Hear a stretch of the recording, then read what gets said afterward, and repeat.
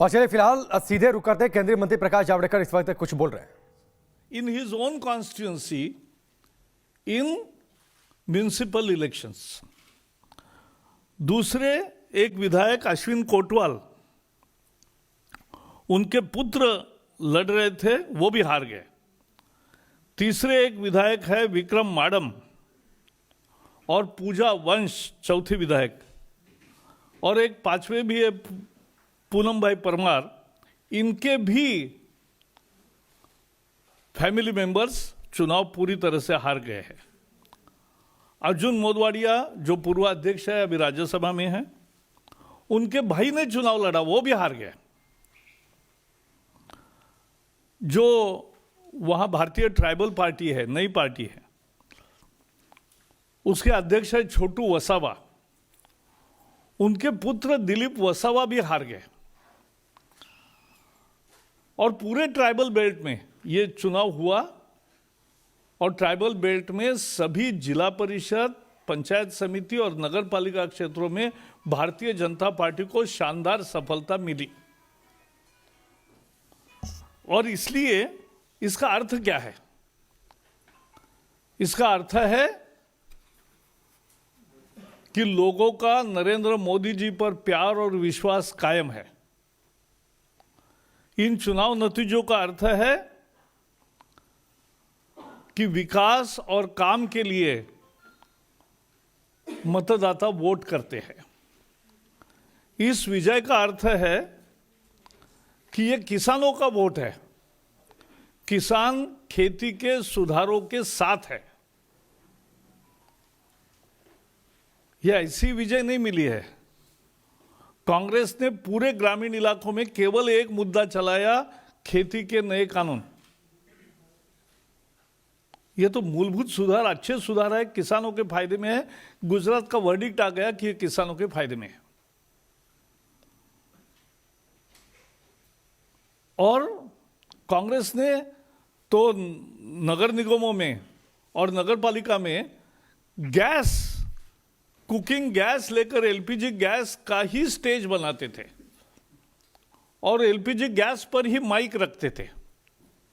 सब नाटक की है, लेकिन कुछ दाल नहीं गली,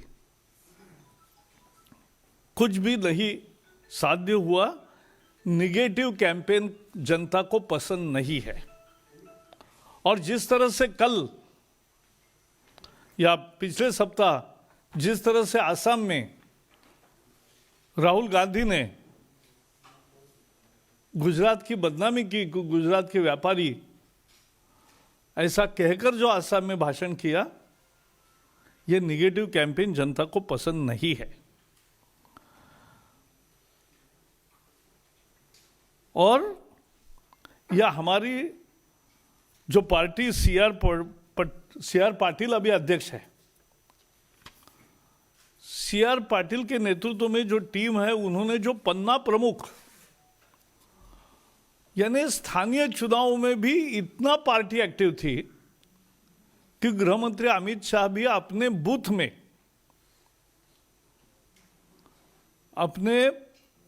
में, पन्ना प्रमुख, एक पन्ना उनके पास है, यानी 25 मतदाताओं को बुलाकर उनको वोटिंग के लिए आग्रह करना, ये काम हमारे गृह मंत्री भी करते हैं। तो ये बीजेपी है। जिस तरह से पन्ना प्रमुख, संगठन का पूरा टीम और विजय रूपाणी जी के नेतृत्व में पूरा मंत्रिमंडल, सारे विधायक, जिस तरह से झोंक दिया उन्होंने, उसका नतीजा है कि लोग काम, विकास, कृषि कानून सुधार, इसके पक्ष में लोगों ने वोट दिया है। और यह समझने लायक महत्वपूर्ण मुद्दा है। और यह अकेला वहां मिला नहीं है। जैसे आपको पता है, पिछले साल बिहार का चुनाव में हमने जीता, बाद में उपचुनाव हुए 11 राज्यों में। मध्य प्रदेश में 19 जीते 28 में से, गुजरात में 8 के 8 जीते, उत्तर प्रदेश में 7 में से 6 जीते, मणिपुर में 5 में से 4 जीते, कर्नाटक में दोनों सीटें जीती और तेलंगाना की एक ही सीट थी, वो भी बीजेपी को मिली, जो पूरे टीआरएस के परिवार में ही है, केसीआर के परिवार में ही वो सीटें होती थी। उसके सिवा लद्दाख ऑटोनोमस काउंसिल में हमें जय मिला। ग्रेटर हैदराबाद म्यूनिसिपल कॉरपोरेशन में हम 5 थे, वहां से 48 बन गए। राजस्थान पंचायत समिति, जिला परिषद, ब्लॉक पंचायत, सभी जगह जबरदस्त विजय मिला। असम के बोडो टेरिटोरियल काउंसिल में विजय मिला। गोवा की जिला परिषद में 48 में 33 सीटों पर विजय मिला। केरल के स्थानीय चुनाव में बीजेपी का वोट शेयर 15 हो गया और अच्छा प्रदर्शन किया। जम्मू कश्मीर में सबसे बड़ी पार्टी 75 सीटें जीतकर बीजेपी हुई। अरुणाचल में एक तरफा विजय मिला है और ये गुजरात में भी एक तरफा है। लोग देश की भलाई चाहते और लोग मोदी जी का विकास का मॉडल और खासकर दूसरे कार्यकाल में जिस तरह से वो समाज में सुधार, देश के कानून व्यवस्था में और बाकी में प्रमुख सुधार ला रहे हैं अर्थव्यवस्था में, इसका परिणाम देश के लिए अच्छा होगा, ये जनता को विश्वास है। और इसीलिए ये चुनाव का स्थानीय चुनाव था लेकिन इम्पोर्टेंट था और इसलिए इससे एक मैसेज मिलता है देश भर के लिए, किसानों के लिए भी, बाकी लोगों के लिए भी। और इसलिए यह आज मैंने विषय रखा। इतना ही मुझे कहना है। इस चुनाव के संबंध में कुछ है तो पहले सवाल पूछो, बाकी सवाल आपके मन में होंगे वो बाद में। नहीं, वो इस चुनाव के संबंध में बात है। नहीं, वो दूसरा चुनाव है ना। पहले गुजरात का कुछ है सवाल तो पूछे। मैं बता रहा हूँ। हाँ, नहीं, वो तो क्या ऐसा है, दिल्ली के बारे में एक ही कहूंगा, जिसके सीट जिसको थे वो गए, उसमें क्या हुआ है? नहीं, वो ठीक है। हाँ, राहुल गांधी ने कहा है कि जो इमरजेंसी लगाई गई थी, आखिरकार पूर्व कांग्रेस पार्टी के राष्ट्रीय अध्यक्ष ने माना कि ये गलती थी।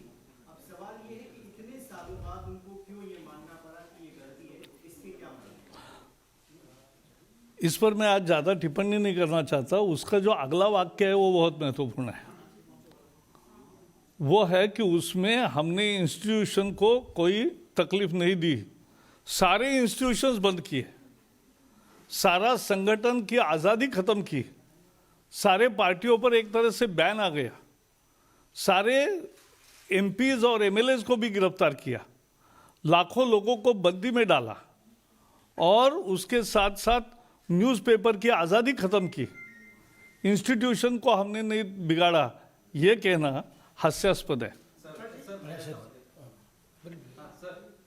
राहुल गांधी पर ये सर, राहुल गांधी ने आरएसएस की तुलना पाकिस्तान में जो कट्टरपंथी मदरसे हैं जो जिहाद सिखाते हैं उनसे की है और कहा है आरएसएस एक खास तरह की विचारधारा। राहुल गांधी को आरएसएस समझने में बहुत समय लगेगा। जी आप पूछो।